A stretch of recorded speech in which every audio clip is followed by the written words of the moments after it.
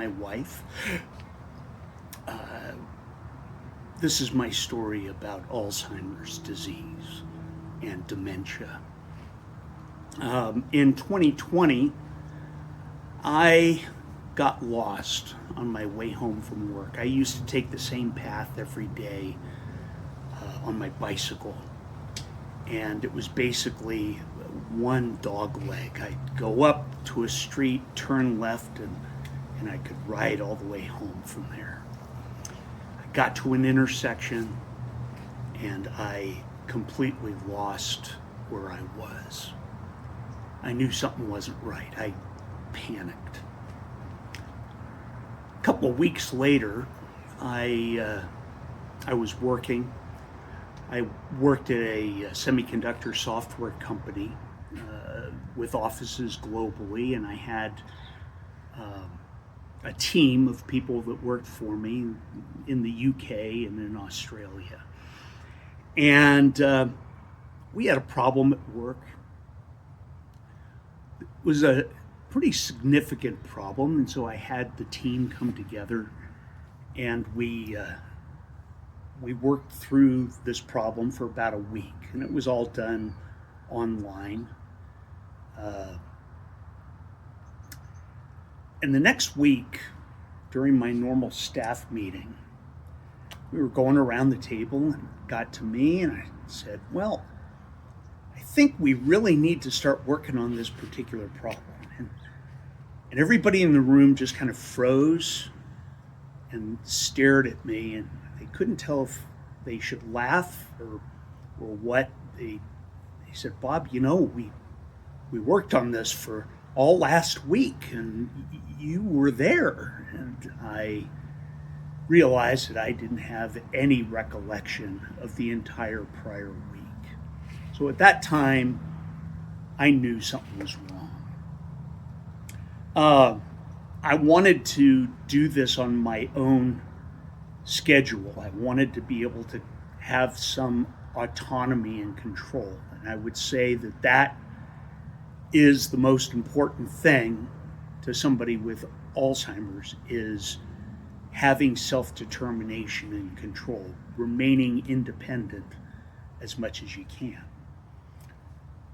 I thought about my options, and I enrolled in a clinical trial, the Clarity AD trial for lecanemab from the company Eisai. And I went through, did the PET scans and the blood draws and the MRIs and everything else, and they came back, and the intake coordinator said, well, Bob, congratulations, you've been accepted into the trial, and my deepest condolences. And that kind of summed up my experience with dementia so far. That you kind of are mourning for yourself, and it's hard, and you want to regain control. So I was in the trial for 18 months, learned that I was in the placebo group, so all the poking and prodding and testing and infusions and whatnot were just so I could be a control subject. But they did move me into what they call the open label extension. And that allowed me to get the drug and continue with the tests. As a result of being in that clinical trial, the drug was approved. It's called lecanemab, and it's marketed under the name Leqembi now. The PET scans were approved for early diagnosis. Actually, I have a pacemaker, which is related to my dementia. And so they had to come up with a procedure for dealing with a pacemaker in the MRIs. So they worked that out for me. So that was another win. And then, as part of the open label extension, they put me on what they called the subcutaneous injection. So instead of having to get an infusion, I could just jab myself in the gut once a week. And so that got approved. So again, my theme of taking control of my own life, staying in control, I contributed something by having this terrible disease. I knew that socialization was very important. I looked for it. There aren't a lot of social programs for people with early onset dementia. There was almost no help at all in dealing with working with dementia. What were the accommodations? What were the legal requirements? What would I, what could my employer do to me? What could they do for me? All of those things were open questions, and there was no help. I had to figure it all out. Figuring out my legal situation. Yeah, there was some help with that, but still I had to get my will and my living trust and the durable power of attorney or whatever. I had to do all of those things. Fortunately, I was detected early enough and I got treatment early enough that it arrested the progression of the disease. So I'm still here and I'm still with it. And I've joined some social groups. I found a peer group called Dementia Alliance International. And it's people like me who are trying to maintain control of their own lives.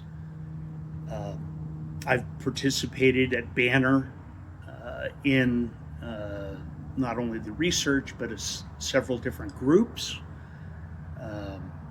I've been volunteering with SCORE to help small businesses as a volunteer, and I've started my own little endeavor, a nonprofit 501c3 called Conexo Casa to use technology, home automation, and remote monitoring to allow people to live independently. As a legislator, I would ask that you vote in favor of any legislation that moves towards early detection. If you detect these diseases early, you can do something about them. You can slow them down. You can stop them. You may be able to reverse them sometime. You keep people who are productive, knowledgeable, and capable employed and working, or volunteering, at least being productive for society. And I think that's really, really important. I speak on behalf of all the people with neurocognitive disabilities. Alzheimer's is just one of them. There's many. And we need your support. Drugs. A lot of the drugs right now are not scheduled where they can be demanded by people and provided through Medicare, Medicaid, social programs, insurance cover. These things have to be dealt with. And there needs to be education and there needs to be support. So please do what you can.